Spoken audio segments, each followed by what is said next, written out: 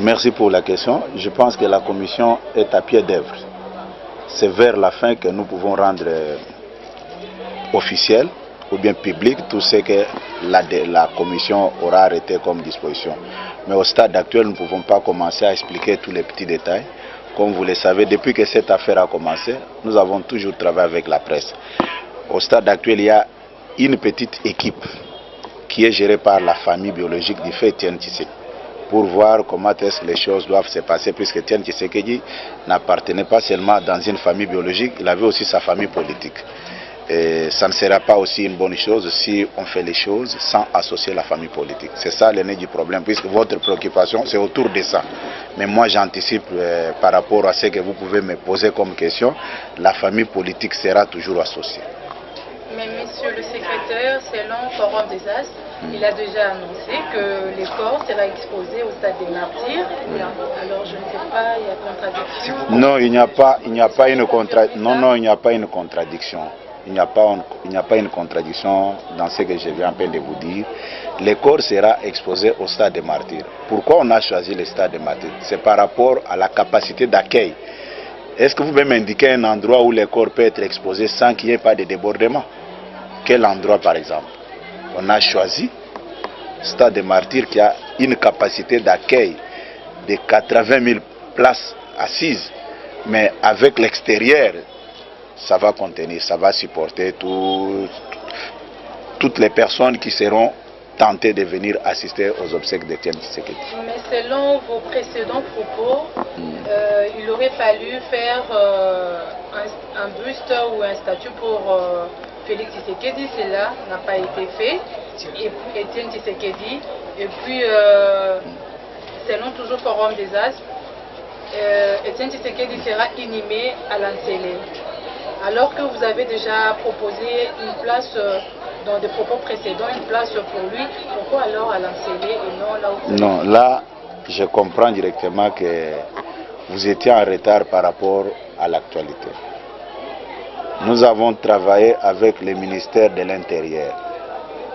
À chaque moment, quand la presse venait vers nous pour demander avoir la vraie information, c'était déjà choisi par la famille politique, la famille biologique et l'État congolais à l'époque.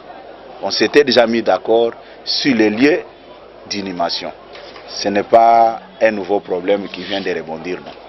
Peut-être qu'ils n'avaient pas l'information. Il y a eu des discussions autour de l'endroit ou bien de la place. Le gouverneur Kimbuta nous avait proposé devant le cimetière de la Gombe. On avait refusé. Et puis pour nous les partis, on voulait que le président Tshisekedi, ça je rentre dans l'histoire, que le président soit enterré ici au siège, ça avait posé des problèmes. Après, toutes les trois parties s'étaient mis d'accord pour un scellé. Un scellé là avait des explications derrière, on avait beaucoup communiqué autour de ça, madame. Donc tous les travaux sont déjà faits sur le site. Mais vous êtes de la presse, vous pouvez descendre sur les lieux et voir si les travaux sont presque terminés, ou bien c'est déjà terminé, ou bien ce n'est pas encore terminé. Monsieur Augustin, hier, le président de la République a nommé Gérard Mulumba comme le président ou le chef de la maison civile. Alors, selon l'opinion, nous avons passé les Vox Pop ce matin. Il y a ceux-là qui crient au tribalisme, il y a ceux-là qui justifient cela. Quelle est votre lecture quant à ça? Mais ça me surprend. Est-ce que M. Gérard Mulumba répond aux critères, oui ou non? Il faut commencer par là. Vous pensez quelqu'un qui a géré des grandes responsabilités au niveau de l'Église catholique comme un évêque de Mweka, seulement la maison civile du chef de l'État, que lui ne sera pas à la hauteur? Non, il faut mettre les sentiments de côté. Souvent, quand il y a des intérêts, les gens soit brandissent les problèmes de tribalisme, équilibre géopolitique, et ainsi de suite. Mais je peux vous donner un petit exemple. Au sein de l'équipe nationale de Côte d'Ivoire, il y avait deux messieurs d'une même famille, Yaya Touré et Kolo Touré. Pourquoi ces deux joueurs-là étaient sélectionnés chaque fois au sein de l'équipe nationale de Côte d'Ivoire, on prenait d'abord en compte leur profil. Est-ce qu'avec ces joueurs, la Côte d'Ivoire peut gagner quelque chose, oui ou non? Tel que vous êtes là, est-ce que j'ai posé la question de savoir si vous êtes de quelle ou quelle province? Non. Ce qui m'intéresse d'abord, c'est ce que vous êtes en train de faire. Les Congolais doivent commencer à réfléchir de cette manière. Chercher à diaboliser quelqu'un, comme c'est l'oncle paternel du chef de l'État, il n'a pas droit au chapitre. Vous pensez que, même dans nos maisons, quand nous étions encore dans l'opposition, les services de sécurité arrivent, ils arrêtent tout le monde, vous, vos enfants et votre épouse, là c'est normal. Quand il y a maintenant des intérêts à bénéficier, on vous dit que non, non, tu ne peux pas placer ta femme là-bas, puis c'est ta femme. Non, non, là c'est méchant. Si les gens là disent quand même que non, Monseigneur Gérard Moulumba, c'est un illettré, un incompétent, quelqu'un qui ne peut pas gérer cette maison civile, là je dois accepter. Mais commencer déjà à trancher puisque c'est l'oncle paternel du chef de l'État, c'est très méchant.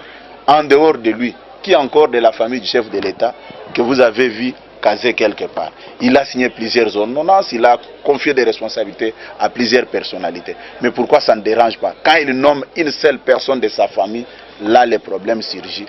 Je vous dis que bon, c'est leur droit, nous sommes en démocratie, mais il faut savoir à quel moment vous pouvez dire des choses qui sont un peu constructives. Mais depuis la nuit des temps, M. Cousin, dans ces pays, il y a que soit les religieux qui occupent ces postes-là. Est-ce que c'est constitutionnel ou bien ça devient une coutume justement de chez nous, comme on dit? Bon, malheureusement, je ne suis pas mieux placé pour donner des explications à votre question de tout à l'heure. Je me suis quand même fait violence pour vous montrer comment est-ce que les gens ne sont pas animés de bonne foi. Bon, de tels genres de questions, avec tout le respect, si vous posez... Le chef de l'État est un porte-parole, mais c'est Kassongo Mwemba, c'est ça. C'est votre confrère journaliste. D'ailleurs, il peut mieux vous recevoir que moi. Puisque quand vous avez de tels genres de préoccupations, vous pouvez lui poser des questions et il va vous répondre. Monsieur le secrétaire, votre leitmotiv, c'est le peuple d'abord. Aujourd'hui, le président de la République a nommé Ilunga Ilukamba comme Premier ministre. Quelles sont les attentes, quelles sont vos attentes et les attentes de l'UDPS? Oui, madame, là, il y a aussi un problème. J'ai suivi certaines personnes en train de critiquer M. Ilunga. Mais certains même avançaient le nombre de mois d'impayement au niveau de la SNCC, mais sans toutefois réfléchir et faire correctement leurs calculs. Il y a ceux qui parlaient de 200 mois d'impayement, des histoires pareilles. Or, tout le monde sait qu'il en est à 12 mois. Mais quand nous vérifions, nous trouvons que M. Ilunga n'a fait que 5 ans à la tête de la SNCC. Des calculs simples, 5 fois 12, ça nous donne 60 mois.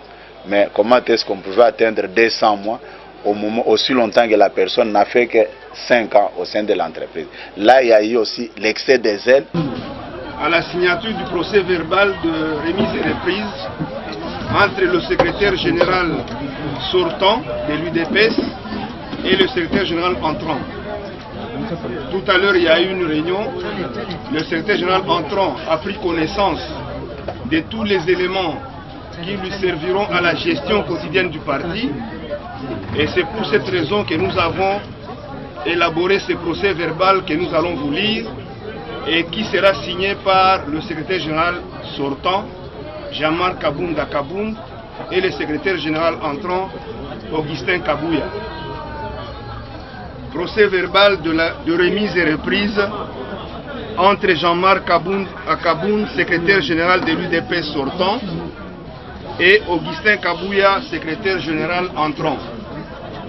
Ce mercredi, 22e jour du mois de mai 2019, il a été procédé à la remise et reprise entre le secrétaire général sortant, Jean-Marc Kabounda Kabound, et le secrétaire général entrant, Augustin Kabouya. Les documents matériels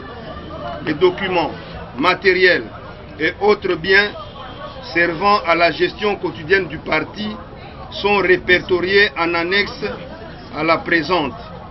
Le secrétaire général entrant entre en possession de tout cela dès la signature de la présente. faite à Kinshasa le 22 mai 2019. Je veux remettre le dossier au secrétaire général sortant, M. Jean-Marc, pour la signature.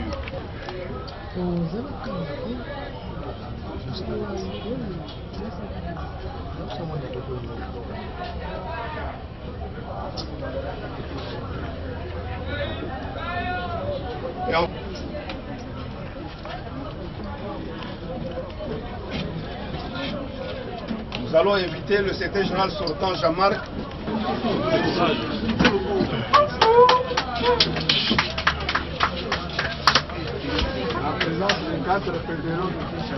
C'est en présence des 4 fédéraux de Kinshasa, les fondés de pouvoir. Voilà, mesdames, ainsi que des secrétaires nationaux qui étaient associés à la réunion faite avant cette passation.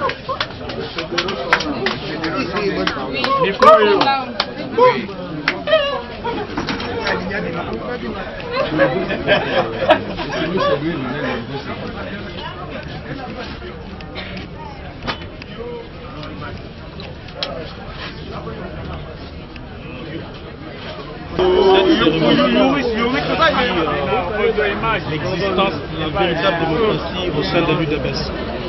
Après plusieurs années, 3 ans, il a la tête du parti comme secrétaire général. Je viens là de céder ses fonctions à Augustin Kabouya, qui est un grand combattant. Jusqu'à la dernière, il était secrétaire général adjoint du parti.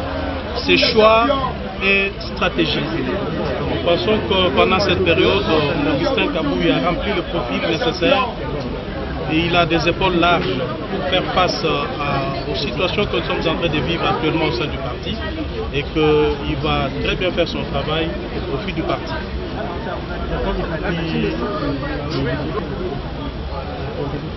Je ne veux pas entrer dans ces débats de bas niveau. Vous êtes sans ignorer que nous sommes une organisation. Dites-moi, quelle est cette organisation qui n'a pas prévu à son sein la procédure d'intérim? Quoi qu'étant une organisation, la procédure d'intérim est prévue. Et il faut, au-delà de ce que les textes disent, nous sommes un parti politique.